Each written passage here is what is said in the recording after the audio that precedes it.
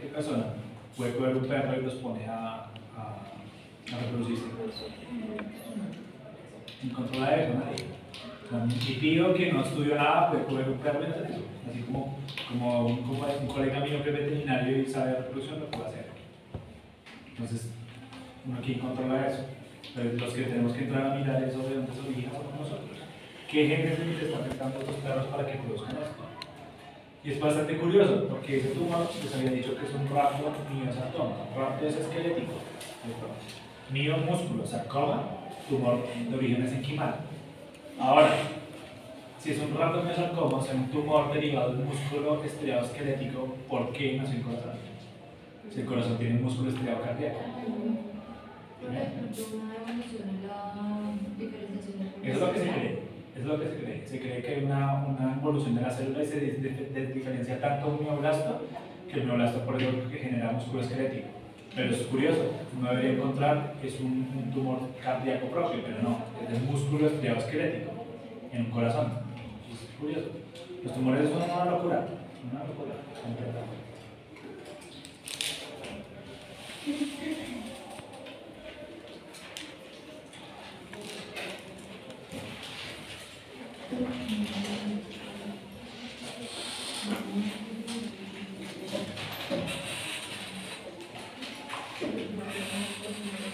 Vamos a pasar a lo que son los acúmulos intracelulares.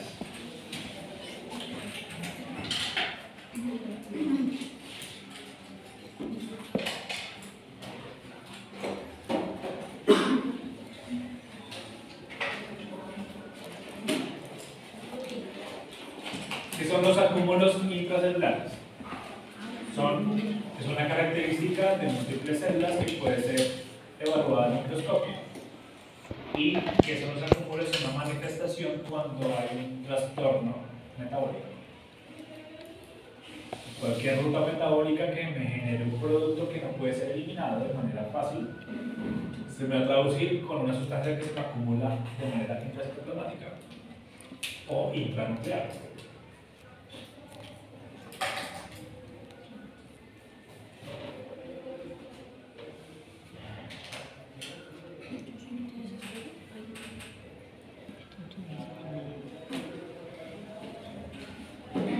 De nuevo, si se me altera una ruta metabólica de ser normal, una ruta metabólica, digamos, como la grasa, el metabolismo de las grasas, si se me altera esa ruta, ya sea una enzima o la célula como tal no puede metabolizar la grasa, pues la grasa se me va a acumular de manera intracelular. A eso se refiere. Un acúmulo anormal, un acúmulo en cantidades anormales de una molécula. Pueden ser sustancias propias del cuerpo, pueden ser sustancias que de manera continua se estén usando. No necesariamente va a ser una sustancia anormal.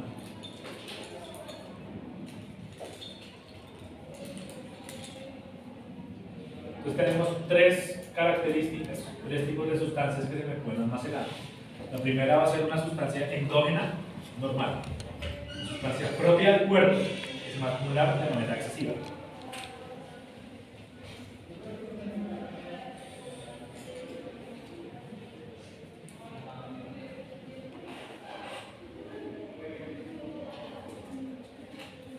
El segundo, una sustancia metabólica impropia, anormal o exógena. Anormal también.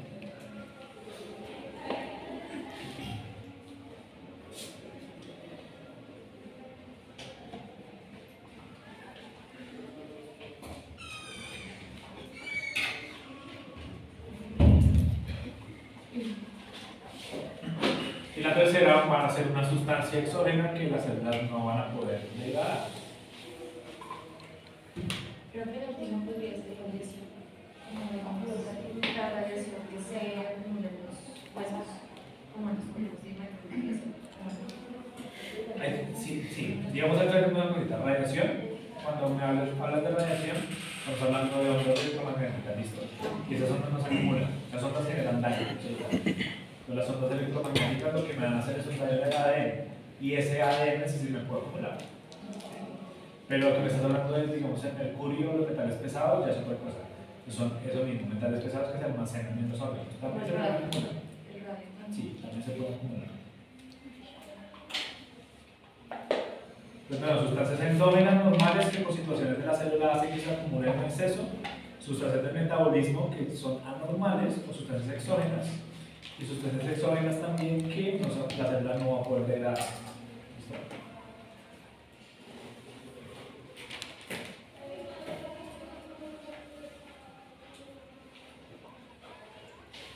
Vamos a ir viendo una por una, son bastantes. Bastante comunes.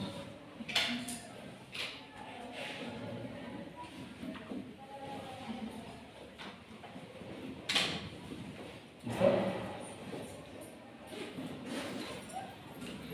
Entonces, principalmente, mire, se pueden deber por metabolismo anormal, una ruta metabólica anormal.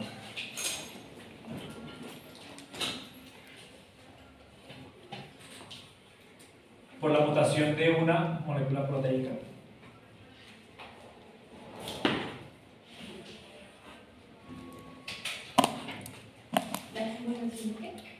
Una molécula proteica.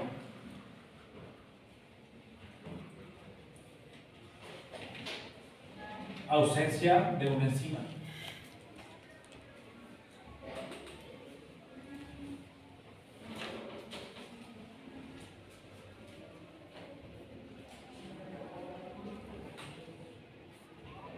Y la entrada a la célula de un producto no digestible. Lo que hemos mencionado acá previamente, perdón, ya os devuelvo, estos son los dos tipos de sustancias, este es el mecanismo. Estos son los mecanismos.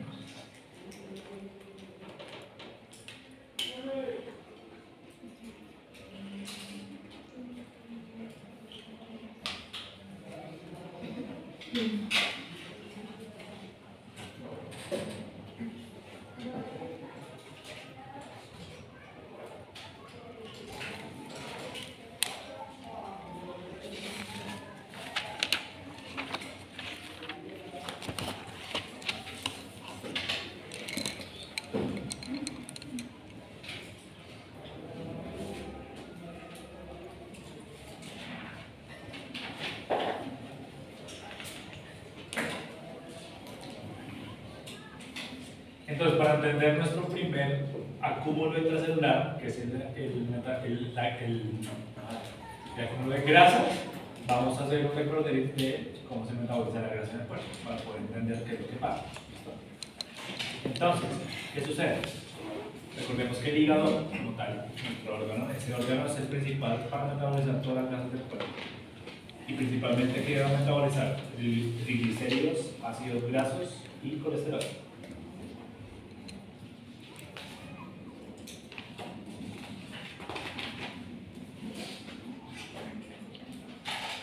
Ácidos grasos, triglicéridos y colesterol.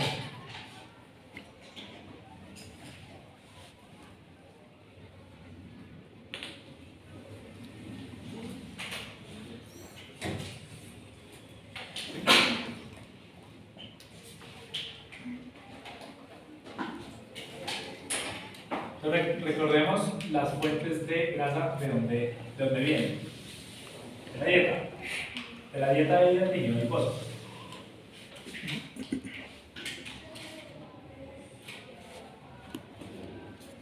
La mayoría de moléculas y nuestras reservas grasas, ¿cuáles son? Los triglicéridos. Miren que los triglicéridos es una molécula de glicerol con 3 ácidos grasos.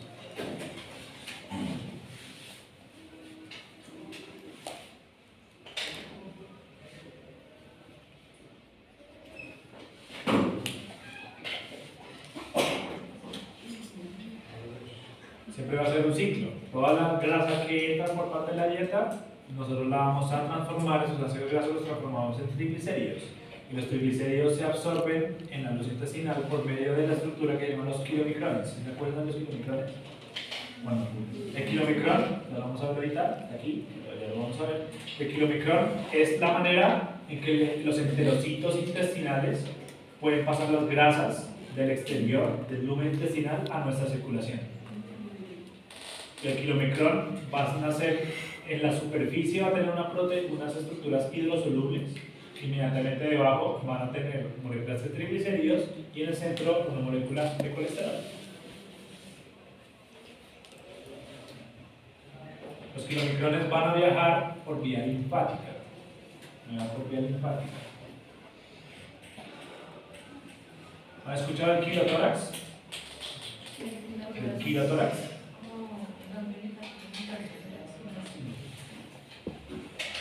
¿No? ¿Han escuchado el síndrome del gato volador? Esos gatitos pequeñitos que saltan y cuando caen y vuelan, ¡pah! ¿Qué les pasa? Pues al tener un trauma torácico. Cuando uno explora y le hace una toracocentesis a ese gato para saber qué líquido tiene agregado a la cavidad torácica, sale un líquido blanco. Un líquido blanco. Ese líquido blanco se llama el kilo. ¿Y el kilo qué es? La circulación linfática. Eso no lo enseñan. No sé por qué no le prestan tanta atención durante toda la carrera a la circulación linfática. La circulación linfática es supremamente importante. Recordemos que toda la circulación linfática drena absolutamente todos los tejidos del cuerpo. ¿Y a dónde va? A los ganglios linfáticos. A los ganglios linfáticos. Y los ganglios linfáticos después ¿a dónde van? Todos van a llegar a un conducto que está acá, en el tórax. Ese conducto se llama el conducto quilífero central, o conducto central. Ese conducto central conecta directamente con la circulación de la vena cava craneal. Y por ahí es donde todo el kilo y todas las grasas entran a nuestra circulación sistémica. No entran antes, entran ahí, en ese conducto central. Entonces, ¿qué es lo que pasa? ¿Sí ven? Conducto quilífero, kilomicrón, ¿sí? El kilo, que es la circulación como tal, kilo no es kilo de kilogramos, sino kilo con Q-I, ¿sí? Ese kilo, cuando los gaticos saltan y se pegan, el conducto central se rompe, y al romperse se libera esa secreción blanquecina a la cavidad torácica, por eso se llama kilotórax, y es por eso. Cuando se pega, el conducto central se rompe y toda la circulación linfática se arriesga en el tórax. Es una urgencia dada. ¿Eso para qué es? Para que sepas que la circulación linfática son el kilo que transporta principalmente. Sí, células inflamatorias, pero también grasas. Una vez pasan la circulación linfática, pues van al tejido adiposo, al músculo esquelético o al hígado. ¿El hígado qué hace? Convertir los triglicéridos en ácidos grasos. ¿Los ácidos grasos para qué? Para meterlos al ciclo de Krebs. Los ácidos grasos los transforman por medio de carboxilación, los transforman en acetil-CoA. Y acuérdense que el acetil-CoA es la molécula principal para generar el ciclo de Krebs. Entonces, ¿para qué utilizan los ácidos grasos? Para metabolismo de la célula.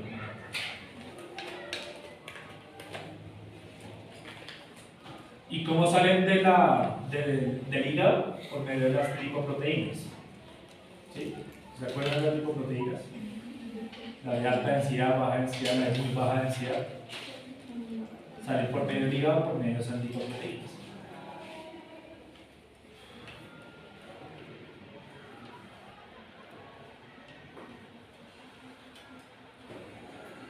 Un poquito pixelado. Pero de manera general, siempre que consumimos un alimento graso, que es un estímulo de grasas en el lumen intestinal, pues que se va a estimular la vesícula biliar. La vesícula biliar hace contracción, libera la bilis, y la bilis llega al duodeno.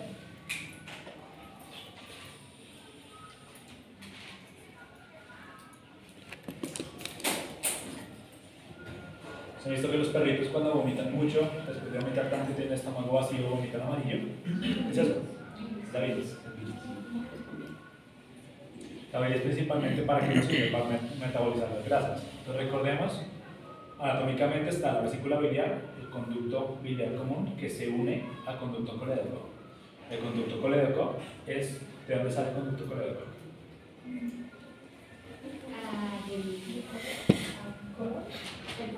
El páncreas. Pues la bilis se une con las enzimas pancreáticas y todo sale por el conducto colédoco y la abertura del conducto colédoco al duodeno se llama esfínter de Oddi. O WDY. Nueva vesícula biliar, conducto biliar común, sale al conducto colédoco y el conducto colédoco sale al duodeno. Y el duodeno por medio de donde sale del esfínter de Oddi. El esfínter de Oddi es evaluable en necropsia, lo vamos a ver.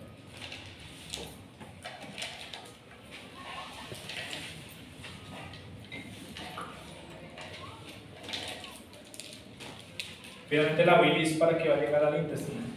Para esto, emulsificar las grasas, saponificarlas. ¿Qué significa saponificarlas? Volverlas hidrosolubles. ¿Y por medio de qué lo hace? Por medio de estas enzimas. La lipasa pancreática.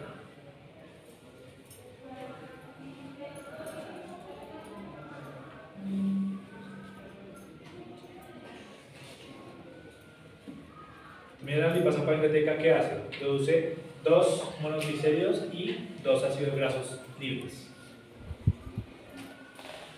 Entonces la molécula de grasa que estamos consumiendo bioquímicamente puede ser una grasa insaturada y una grasa saturada, ¿cierto?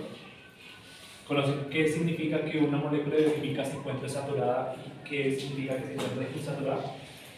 ¿No se acuerdan?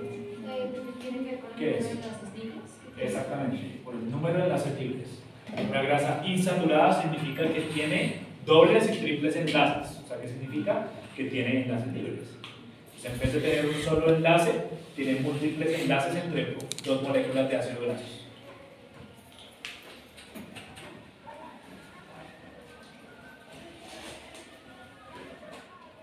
Digamos, a los animales que se renueven la vesícula biliar, digamos, el hígado sigue produciendo la bilis.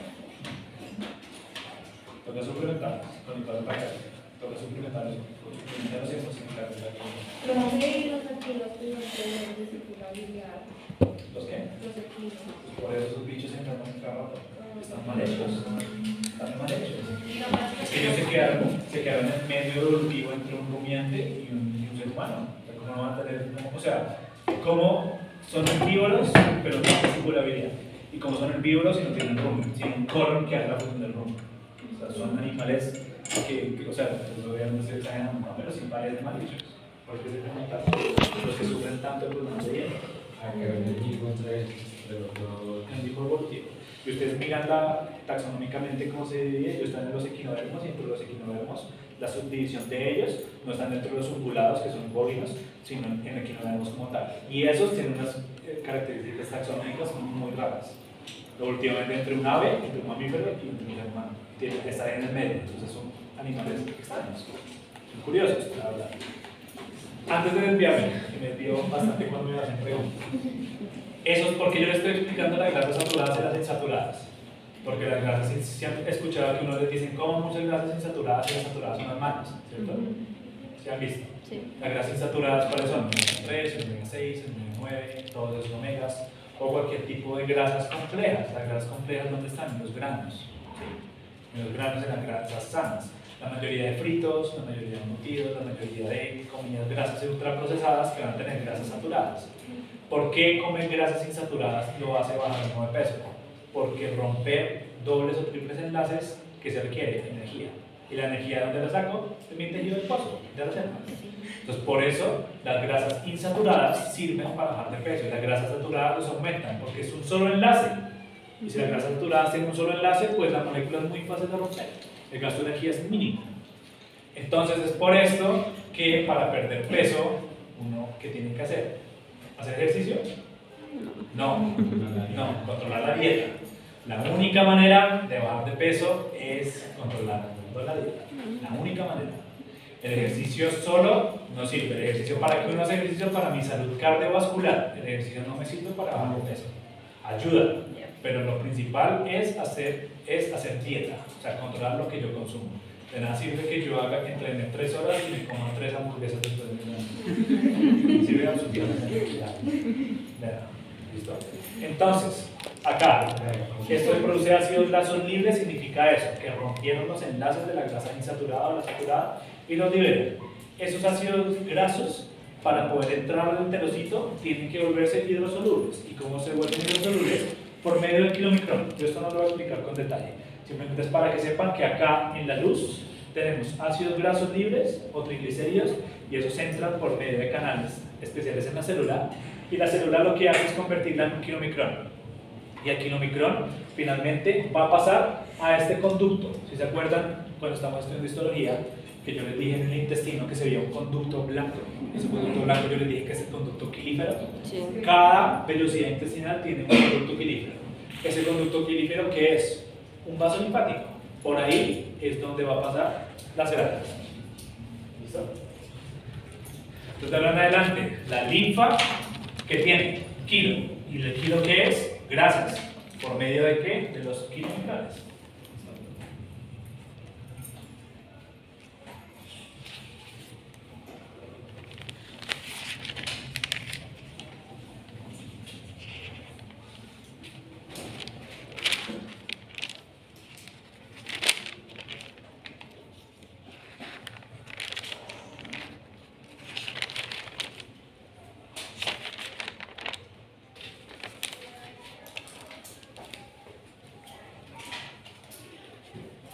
Entonces, para que sepan, cuando uno consume carbohidratos en exceso, no está todo el tiempo consumiendo carbohidratos de fácil digestibilidad, o sea, dulces, horneados, mantequilla, todo eso, los carbohidratos que estimulan que uno también transforme esa glucosa en exceso en grasa.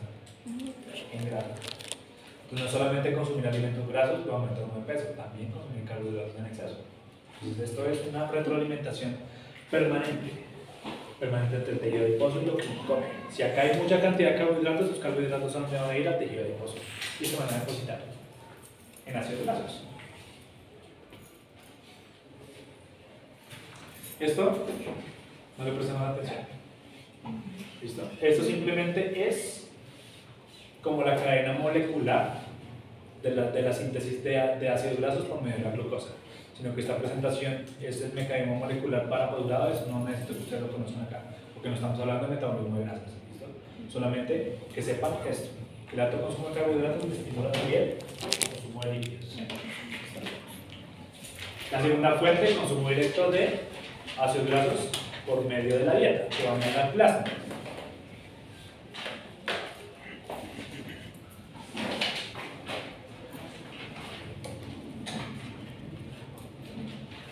Lo mismo, esta cadena bioquímica la pueden conocer ustedes, nosotros vamos a presentar para que la conozcan.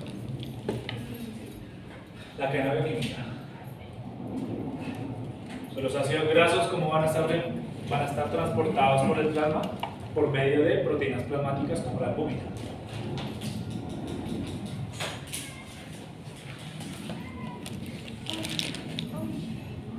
¿Y la albúmina a dónde va a llegar? Al hígado. Al hígado. Entonces recordemos que todos los alimentos que nosotros consumamos en el intestino, ¿a dónde van a llegar? Al hígado. ¿Por medio de dónde? ¿De qué estructura?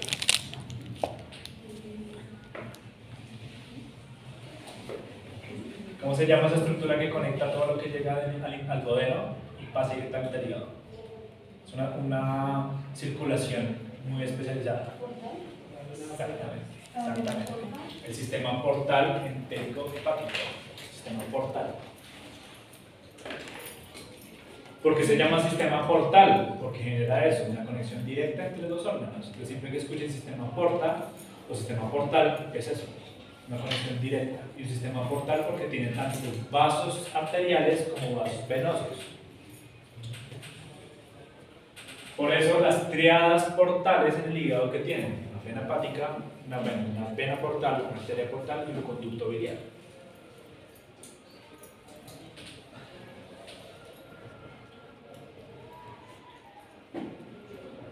Por si no se han dado cuenta, durante toda esta clase les ha dado muchas respuestas del taller, ¿no? Se ha dado bastante, porque también en las fotos del taller hay un hígado, sí. El hígado que tiene triadas portales. Entonces hasta ahí vamos, ¿sí? Fuimos desde el consumo de grasas, viajaron por la vía química y llegaron al hígado. Acá en el hígado. Aquí están todas las siglas para que ustedes las revisen con mayor detenimiento. ¿Sí? Pero simplemente es para que vean que los ácidos grasos que yo consumo de manera controlada, pues ¿qué van a hacer? Van a ser usados directamente. Miren, van a entrar y ¿a dónde me entran? Al ciclo favorito de todos, el ciclo de Krebs. No hay necesidad de que se lo aprendan. El ciclo de Krebs en verdad uno se lo aprende si uno en verdad lo pone en práctica. Y yo todo lo que llevo diagnosticando nunca he aplicado el ciclo de Krebs. ¿Quién aplica eso? Pues los nutricionistas, la gente que hace biología molecular. Esto simplemente es para que sepan que los ácidos grasos, ¿qué hacen? Hacen un metabolismo intracelular por medio del ciclo de Krebs para generar metabolitos adicionales para otras rutas metabólicas y producir energía. Entonces, por medio de, miren, todas estas enzimas, no me interesa que las conozcan, simplemente para que entiendan todas estas siglas que son. Hace eso, ¿listo? Ahí vamos dentro de la célula. Acá, que pueden entrar también a otras vías como la fosforilación oxidativa y la glicólisis. Entonces, nuestros ácidos grasos se pueden usar en 3 vías como tales: glicólisis, en la fosforilación oxidativa y en el ciclo Krebs.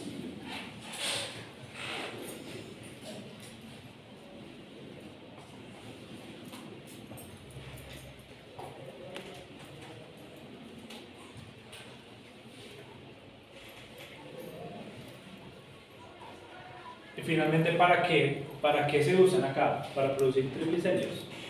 Y esa es la manera, los triglicéridos, la manera como se almacenan dentro del hígado.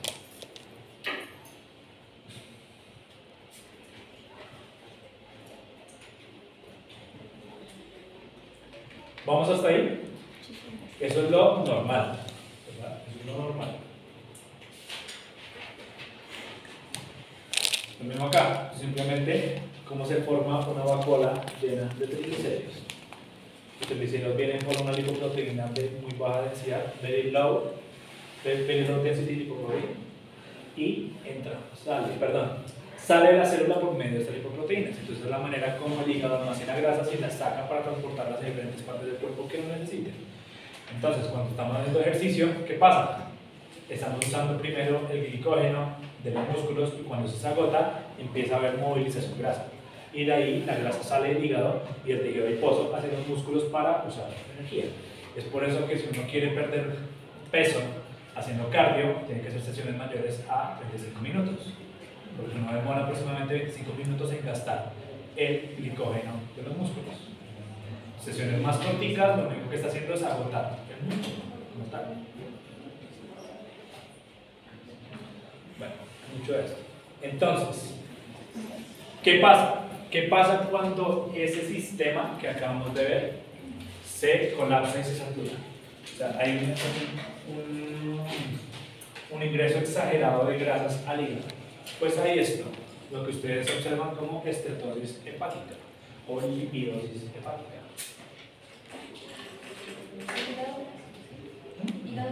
Exactamente. Es hígado graso o esteatosis hepática o lipidosis hepática.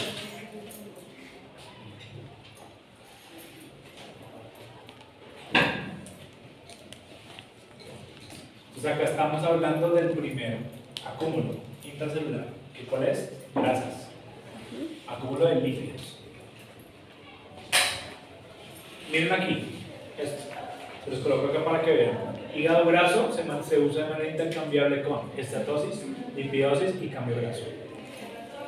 Exactamente el mismo término.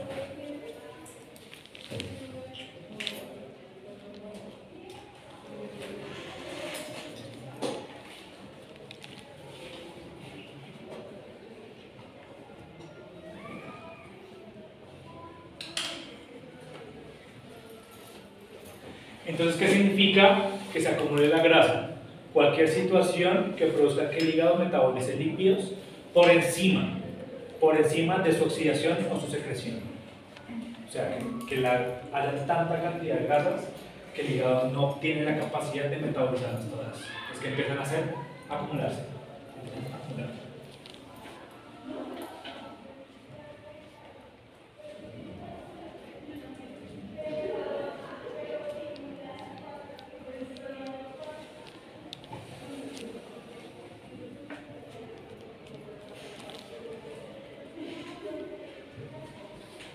El acúmulo de grasa puede ser fisiológico o patológico. Hay ciertas partes de la gestación en las cuales siempre, partes de la gestación no, sino partes del ciclo fisiológico de los animales y de las personas donde el hígado graso puede encontrarse de manera normal. ¿Cuáles van a ser? Normalmente siempre tiene que estar relacionado con la gestación. Entonces, la lactancia en el último tercio de la gestación, el hígado se va a llenar de grasas. ¿Para qué? Para suplir ese requerimiento nutricional que es producir leche.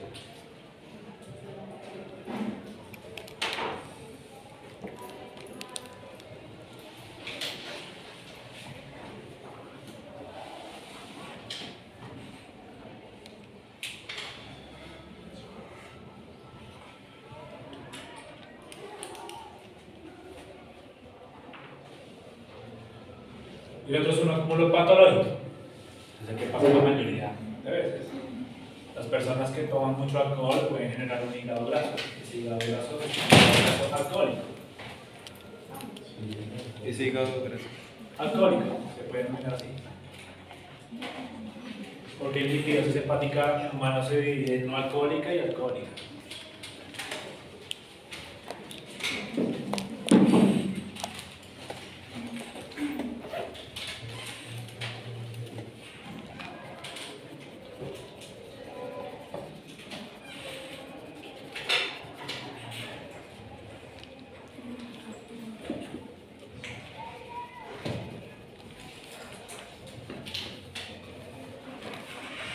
Aquí miren cómo cambia la morfología dependiendo de la cantidad de grasas que tiene este hígado.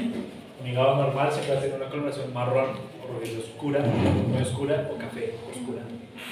A medida que tiene una lipidosis más severa, empieza a volverse amarillento, y una lipidosis muy severa, este se va a convertir totalmente en amarillo. Y uno coge ese hígado macroscópicamente y la mano del guante le queda muy lleno de grasa. Y uno hace así y se rompe muy fácilmente. Y uno literalmente hace el hígado y uno no puede pasarse por todo el guante y el guante queda lleno de grasa como si fuera un pollo asado. Así tal cual. Así tal cual. Entonces, estos son los mecanismos por los cuales puede haber lipidosis hepática.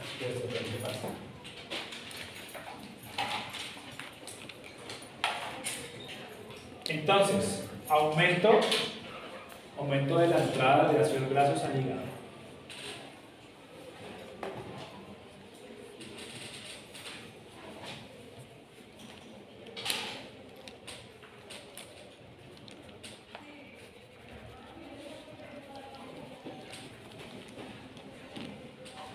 Lo que les había mencionado previamente, el exceso del consumo de carbohidratos en la dieta también aumenta la lipidosis hepática, el acúmulo de grasas.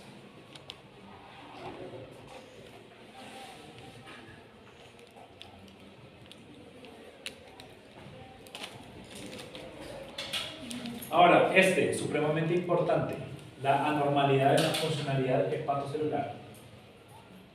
¿Qué significa eso? Que si el hepatocito, por alguna razón, ya sea patológica o propia del órgano, no funciona bien, pues no va a poder metabolizar la grasa bien. Como no la metaboliza bien, ya se acumula.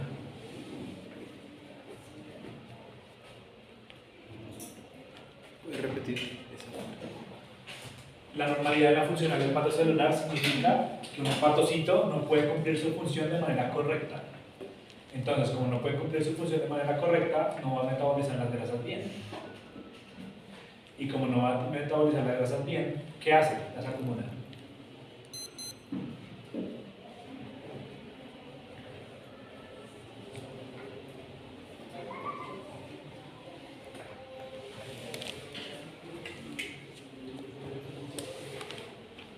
La cuarta, altas concentraciones de glucosa y de insulina en sangre me señalizan al hígado para que transforme, para que aumente el metabolismo de ácidos grasos y los transforme en triglicéridos. ¿Qué significa eso? Que altas concentraciones de glucosa e insulina hacen que aumente el acúmulo de grasas en el interior de la célula. Y recuerden que el acúmulo de grasas en todas las células es por medio de vacuolas de triglicéridos. Siempre. Todas las vacuolas grasas van a tener en su interior triglicéridos.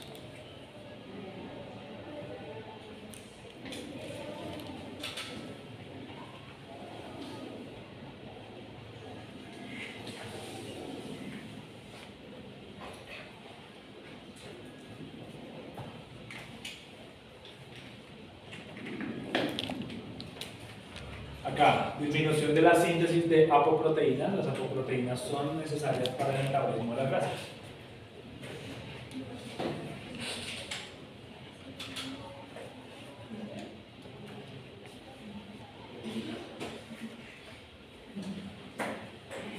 Y la última son fallas en la secreción de lipoproteínas.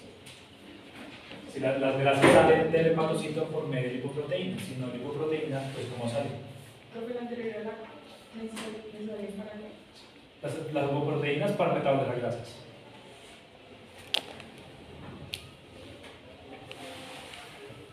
Y la última falla en la secreción de lipoproteínas. Las lipoproteínas son necesarias para que las grasas salgan del hígado, de la célula.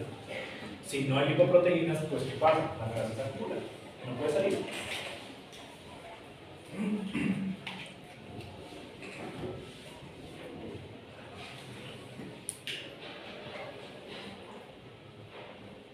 ¿Listos hasta ahí?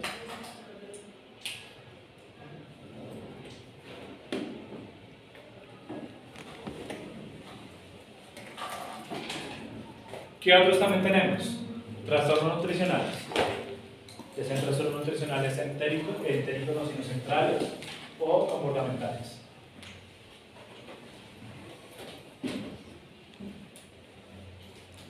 Hay personas que hormonalmente tienen desórdenes hormonales tan altos que hacen que coman más.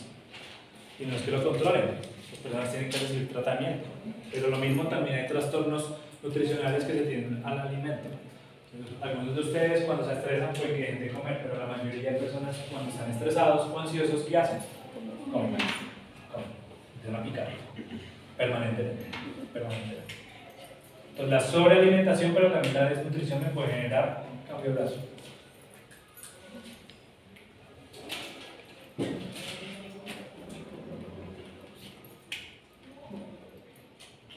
Hay ciertos tóxicos, esos son unos ejemplos: tetracloruro de carbono, etilina, puromicina y fósforo. Simplemente son sustancias inorgánicas que pueden consumir los animales o las personas. Pero en general lo que me interesa que sepan son los tóxicos. Ahora, una lesión supremamente importante en todos los procesos de toxicidad en el hígado en animales es eso, el cambio de graso. Cuando uno ve acúmulos grasos en el hígado, uno ya puede ir orientando la lesión hacia algo tóxico, si el resto del hígado está bien. Eso lo van a ver en sistémica. En sistémica vamos a ver los patrones de lesión y qué me dice cada patrón de lesión. Entonces, para que sepan y adelantarles de una vez, la patología sistémica es prácticamente todo mecanismo de enfermedad unido a las patologías. Pues ya todo lo que están viendo ahorita lo van a ver en una misma patología, por ejemplo. Uno puede ver, digamos, en una intoxicación por micotoxinas, uno puede ver hiperplasias, uno puede ver displasias, uno puede ver necrosis hepatocelular, uno puede ver degeneración hepatocelular, uno puede ver acúmulos de grasa, fibrosis, puede ver prácticamente todo el capítulo que vimos ahorita en una sola lesión. Y un animal, digamos, también, si a ustedes les toca en patología sistémica investigar sobre shock séptico, entonces shock séptico, cualquier tipo de shock, también va a tener todas las lesiones que ustedes quieran, absolutamente todas las lesiones que quieran. Esto, algunas deficiencias de algunos agentes nutricionales, simplemente deficiencias de lipotrópicos, que son necesarios para producir proteínas, apoproteínas o lipoproteínas.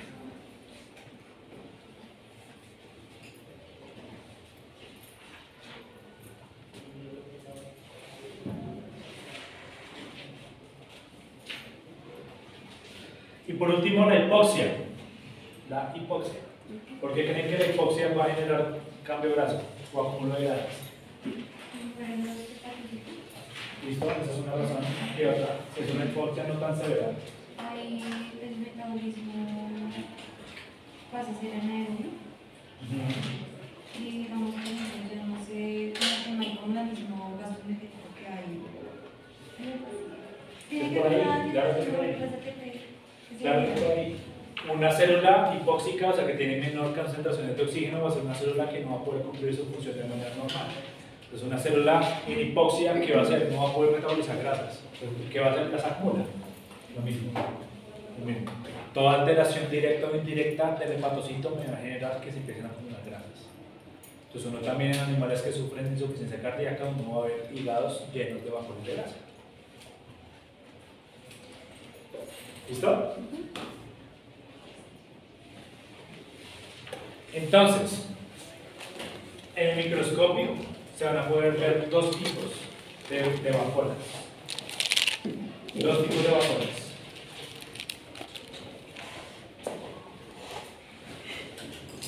Vamos a tener macrovesículas y microvesículas.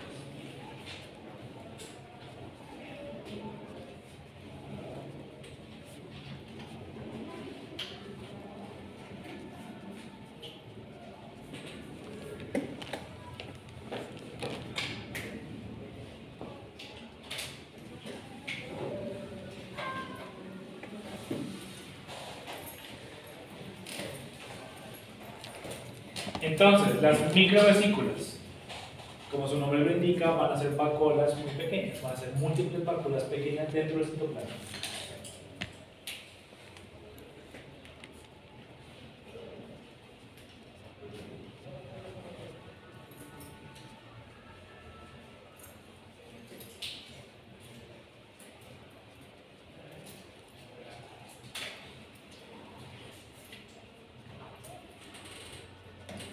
Entonces son múltiples vacuolas dentro del citoplasma y la característica es que no me van a empujar el núcleo hacia la periferia.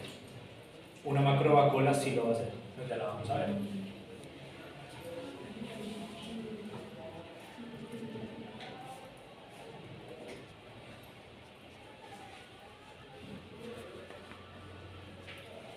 Cuando ustedes vean un cambio microvesicular al microscopio, es muchísimo más severo que un cambio macrovesicular. ¿Por qué? Por el mecanismo. Porque la mayoría de cambios microvesiculares tienen que ver con tóxicos directos que me afectan la funcionalidad del hígado. ¿Y qué me afectan esos tóxicos? La mayoría de tóxicos con tropismo hacia el hígado me van a dañar su mitocondria. Y una célula sin mitocondria no sirve para nada.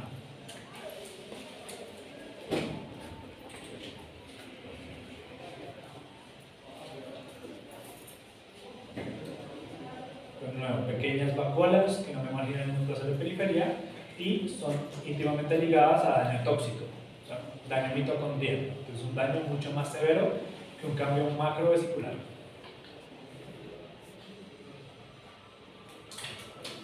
Ya vamos a ver el microscopio para que no sea tan abstracto. Esto ya lo vamos a ver cómo se ven las fotos.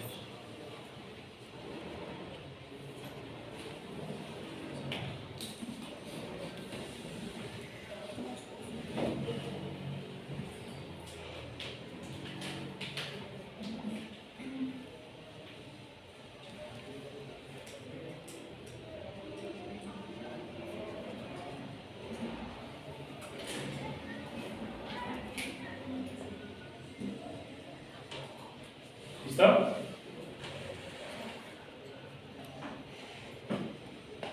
Nos están copiando todavía, esperemos.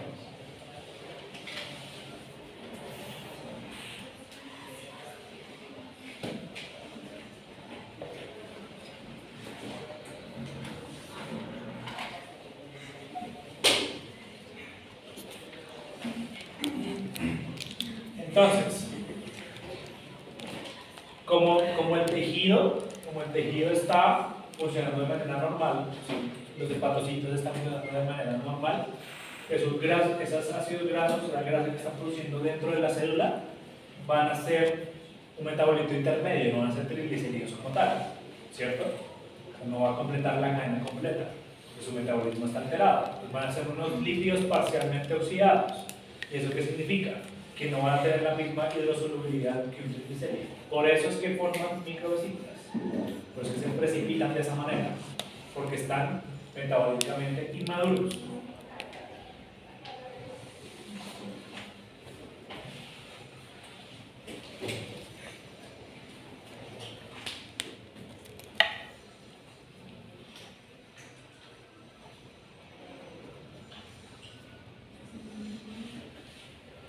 Ahora, esas microvesículas se me pueden empezar a unir.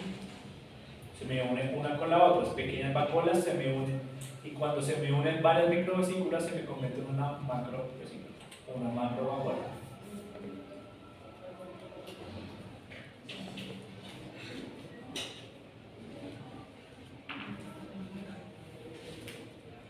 Entonces, las macrovacuolas que van a ser una unión de múltiples microvesículas.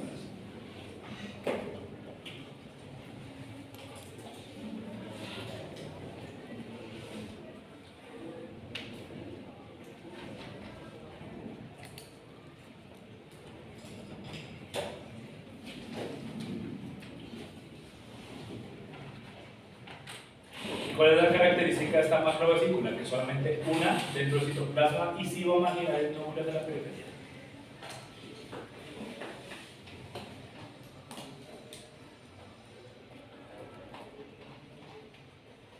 Tranquilos que apenas finalice esta clase, yo les mando la presentación.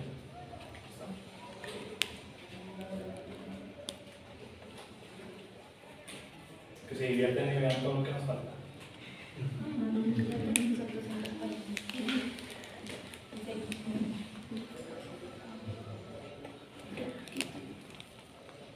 Lo bueno es que una vez acaba esta diapositiva ya empezamos con microcirculatorio. Microcirculatorio muy chévere.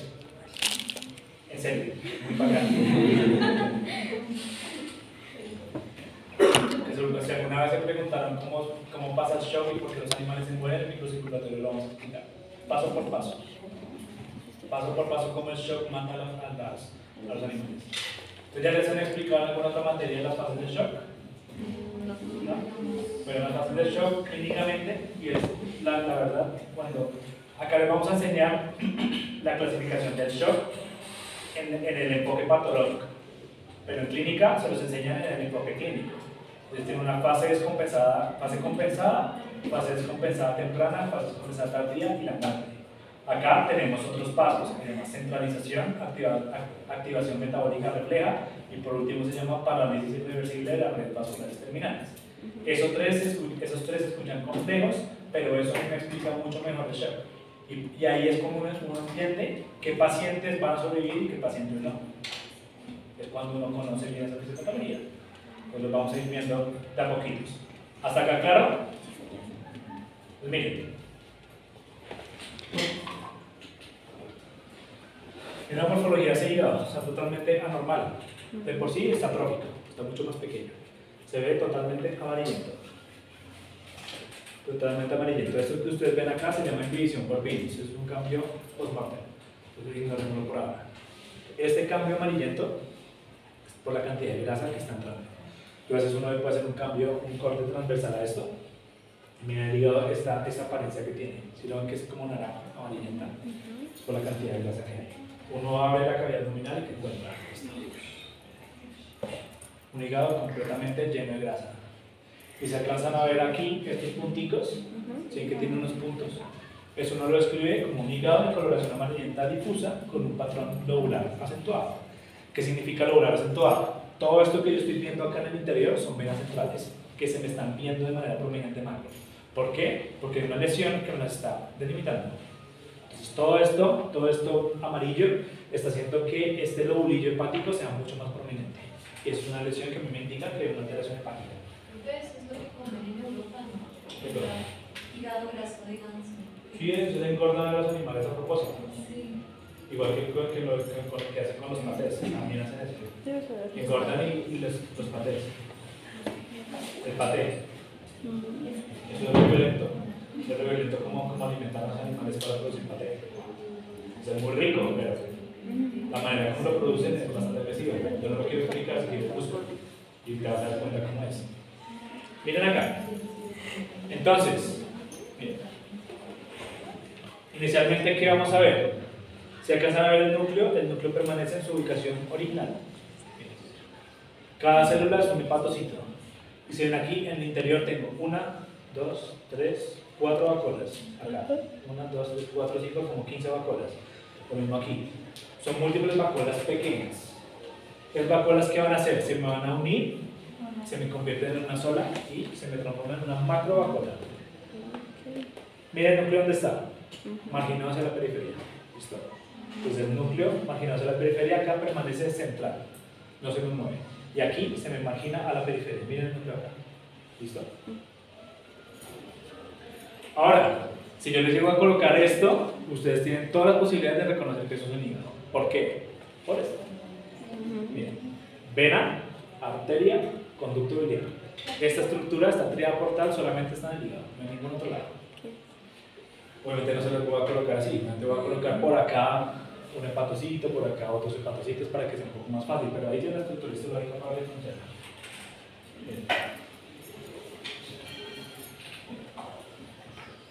Esto uno lo puede encontrar en cambios tóxicos. Y cuando yo veo que el cambio graso está localizado, yo ya empiezo a pensar que este animal está intoxicado de manera crónica. Entonces, lo que les he dicho hasta el momento, esto es un continuo. No vamos a tener lesiones una después de la otra. Vamos a tener microvesículas en un lado y macrovesículas en el otro. Pues miren las microvesículas acá y miren las macrovesículas aquí. Y todo está alrededor.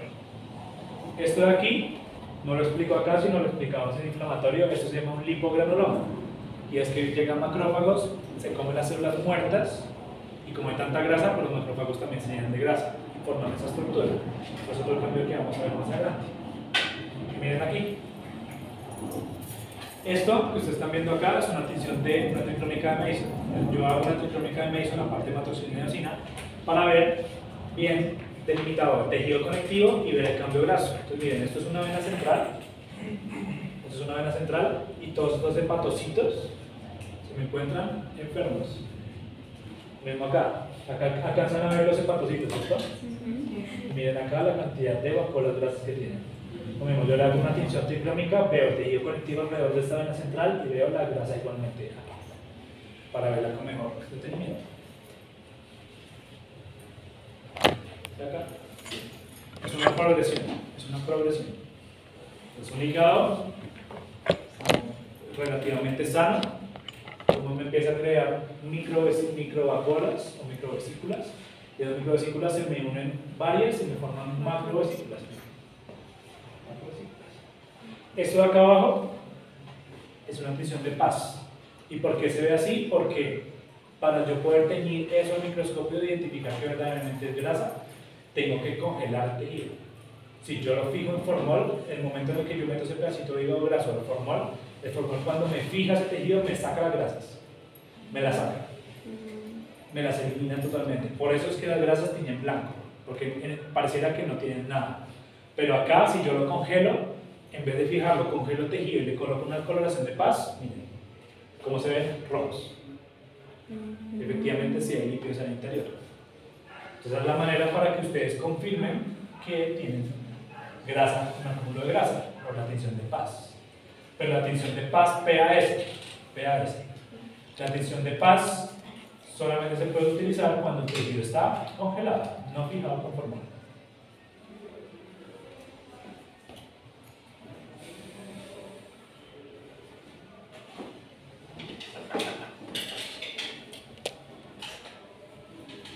¿Listo?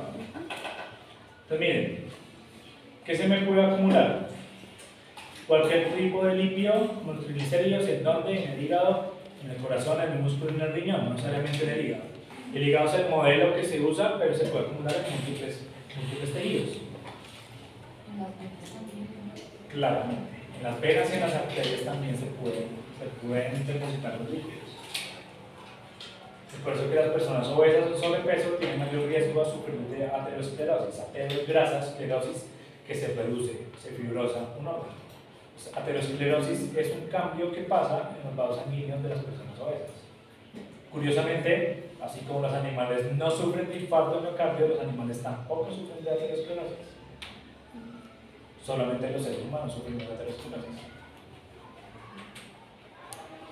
Por eso que si ustedes buscan aterosclerosis en literatura veterinaria, casi no va a salir información, porque no está reportada.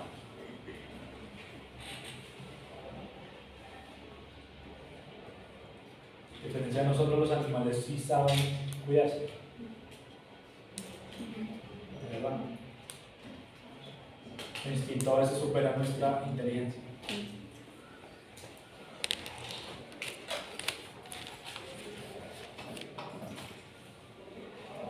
Lo mismo, simplemente para que vean. Ácidos grasos libres se transforman en acetato, después en triglicéridos y después salen por una lipoproteína. La lipoproteína sale. Y si no, también puede entrar en el catabolismo para crear colesterol o fosfolípidos. Y si estas partes de la ruta metabólica se encuentran afectadas, pues ¿qué va a pasar? Se acumulan. Entonces acá ustedes lo ven con mejor detenimiento, pero aquí están los mecanismos que ya vimos, que ya les mencioné previamente. ¿Listo? Cuando ven la diapositiva, los pueden ver con mayor calma. Aquí hay más foticos, miren. Es un hígado. ¿Sienten esas estructuras grandes que hay acá? No son venas centrales. No son venas centrales. Es lo mismo. Cuando yo corto este hígado, ¿qué veo? Estos acúmulos de grasa. Macrovacuolas. Y acá. Aquí está muy más fácil de diferenciar, ¿no? El hígado, ¿o no? Sí. Y aquí están las macrovacuolas y acá hay microvacuolas, miren. Lo mismo aquí. Eso es lo que uno puede observar. Y acá, esto es un músculo esquelético de un bovino. ¿Qué le está pasando a ese músculo esquelético? Mira, tiene coloración amarillenta metida aquí, ¿cierto? Esa coloración amarillenta es grasa. Dime. Exactamente, es el marmoleo normal. Solamente que recuerda que el marmoleo de los dos índigos es en la periferia, el marmoleo de los dos tablos es en el interior del músculo. Entonces por eso esta carne es más cara. Porque cuando uno tiene este cortecito tan rico de carne y uno lo coloca en el asador, la grasa se disuelve y se disuelve alrededor de este músculo. Y esto hace que la carne tenga un mejor sabor. Entonces a mayor marmoleo, mayor sabor. Por eso es que la carne de los índicos es tan barata. Es más barata que una carne de tablos. Es por el marmoleo. Y porque al tener la grasa en la periferia hace que pese más. Es por eso que una ganadería de indicos es más rentable que una ganadería de tablos. Porque finalmente, ¿qué compra el carnicero? Peso, como tal. No le importa la calidad. En cambio, un sitio especializado en venta de carnes que va a vender más carne de tablos, que tenga un marmoleo perfecto, para poder cobrar por un kilo de carne hasta 300.000, 400.000 pesos. ¿No han visto la carne Wagyu? La carne Wagyu que tiene un marmoleo supremamente abundante y es una carne muy fina, que perfectamente puede estar costando 500.000 pesos en la ganadería libre. Esto no lo voy a explicar para que ustedes lo miren así en la diapositiva, simplemente es para que sepan que situaciones estresantes también nos van a producir ácido graso. Y es por el ácido graso, no, hígado graso, y por eso que el estrés engorda.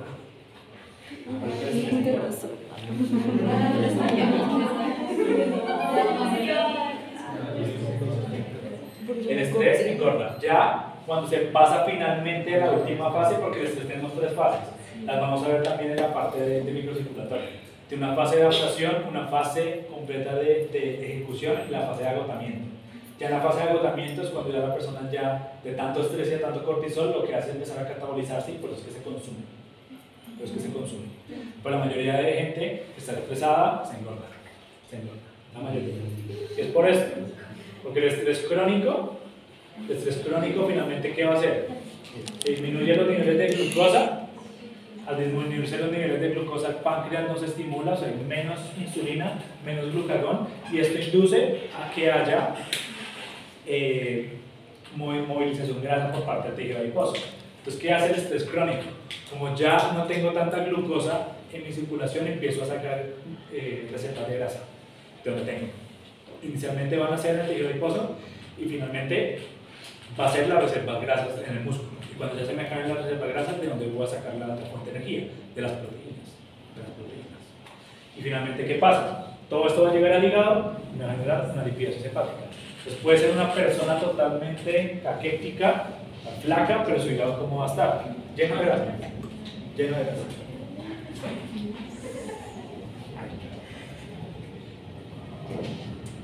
Ese es el primer acúmulo. El acúmulo de lípidos.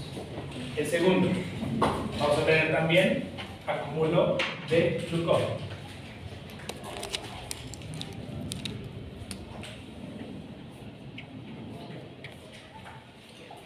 Ahora, se me olvidó decirles, ¿se acuerdan que cuando se acumuló grasa, yo les dije que eso era un tipo de degeneración, ¿cierto? Una célula degenerada es una célula que no está cumpliendo su función. Si se acumula agua, se va a llamar degeneración hidrópica, ¿cierto? Hidrópica. Si se acumula lípidos, se va a llamar degeneración grasa. Y si se me acumula glucógeno, se me va a llamar degeneración glucogénica. Entonces, degeneración grasa, hidrópica y glucogénica. Son los 3 tipos de degeneraciones que podemos tener en todas las células.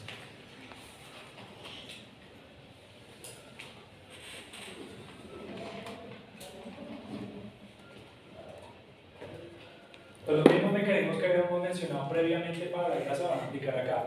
Entonces, cualquier efecto anómalo en el metabolismo del glucógeno o de la glucosa me va a hacer que se me deposite glicógeno. ¿Como cuáles? Hiperglicemia, aumento de glucosa en sangre, que haya un estímulo muy severo de glucogenólisis, que haya presencia de múltiples factores endocrinos o factores hereditarios. Hay perros que sufren de esta manera hereditaria. Y son perritos chiquitos que tienen problemas hepáticos, les toman una biopsia y tienen un hígado completamente lleno de glicógeno. que son patologías que se llaman hepatopatías glucogénicas. Eso es hereditario, sin embargo, eso lo vemos en patología sistémica.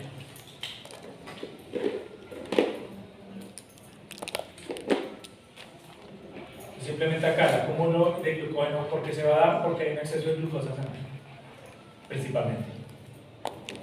Recuerden que la glucosa, ¿cómo se almacena en el cuerpo? Por medio del glicógeno o del glucógeno.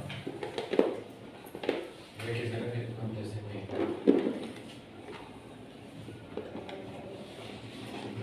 Listo, no me acuerdo.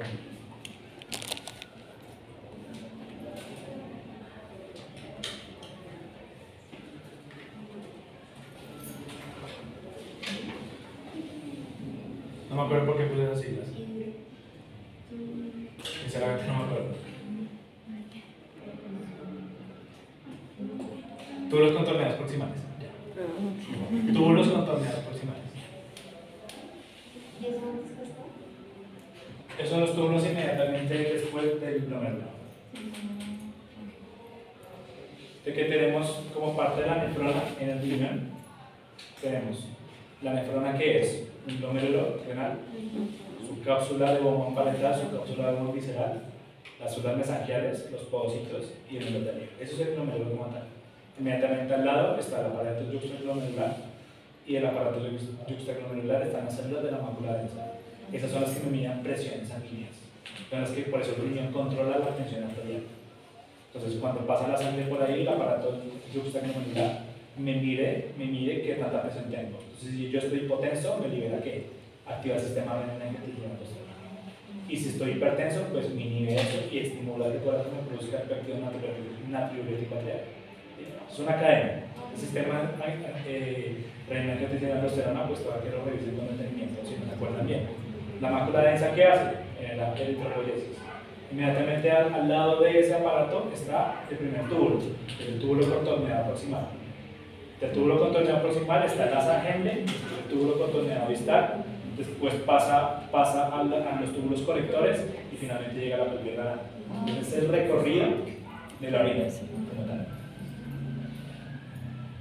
Entonces sí, ¿dónde se puede acumular glucógeno? En el hígado también, principalmente en el riñón, específicamente, gracias por acordarme las siglas, en el túbulo contorneado proximal y en el páncreas.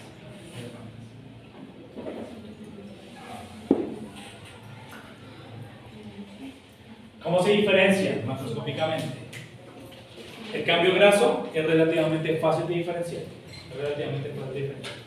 Sin embargo, se puede confundir con la degeneración glucogénica. Miren que la célula prácticamente, el núcleo está en el centro y ¿qué hace? Se hincha. Entonces el citoplasma tiene una apariencia eosinofílica granular. ¿Ven que parecen gránulos chiquiticos, eosinofílicos? Entonces así se identifica una generación glucogénica. Sin embargo, la generación glucogénica no se puede diferenciar de la generación hidrópica. Toca hacer tensiones diferenciales. Por eso lo explicamos. Bueno, ¿listo?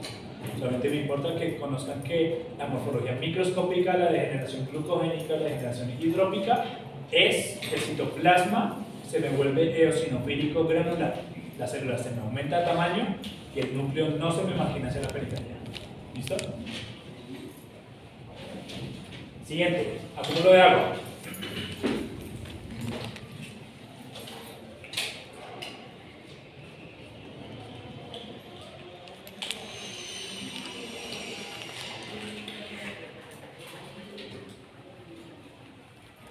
El acúmulo de agua es la misma degeneración hidrópica.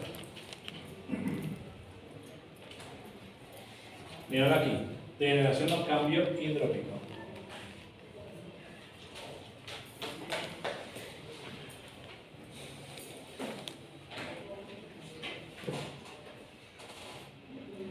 Entonces, este acúmulo de agua ya lo hemos visto. ¿Se acuerdan en las etapas de la necrosis?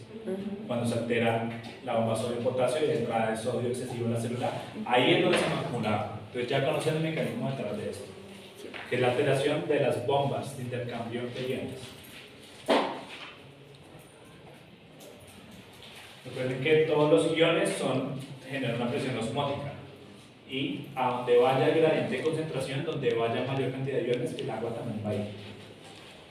Lo que pasa cuando de malvadas de chiquitos le echamos sal a las babosas. Le echas sal a la babosa y todo el agua se sale de su cuerpo, pero al final se muere. Porque la sal es osmótica, tiene una presión osmótica mucho más fuerte y atrae agua.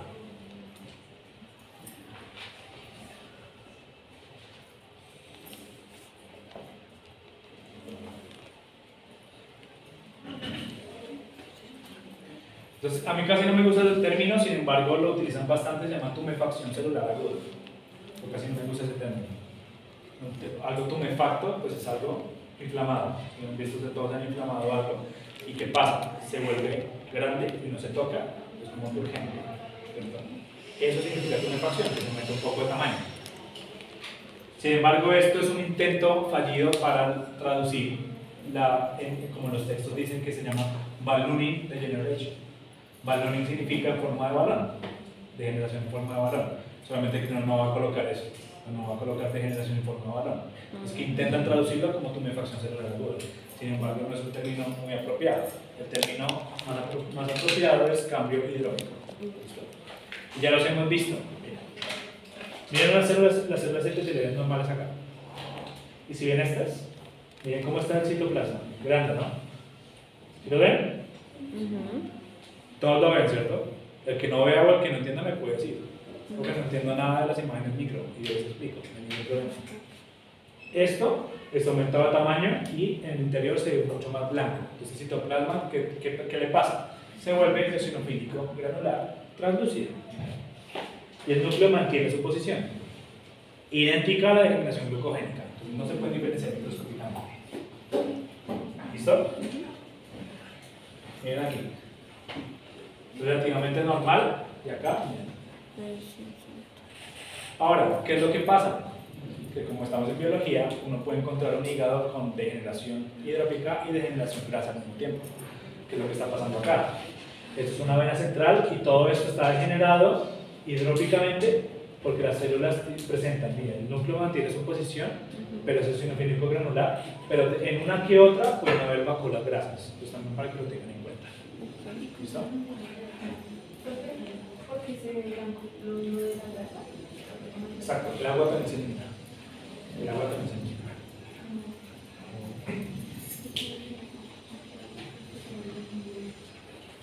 Bueno, como esto es bien extenso, la cúpula de proteínas es muy extenso, es el más largo de acá y es bastante complejo, quedamos hasta ahí por hoy. ¿Listo? Solamente nos quedan 17 minutos, entonces pues no pasa nada. ¿Qué me van a preguntar?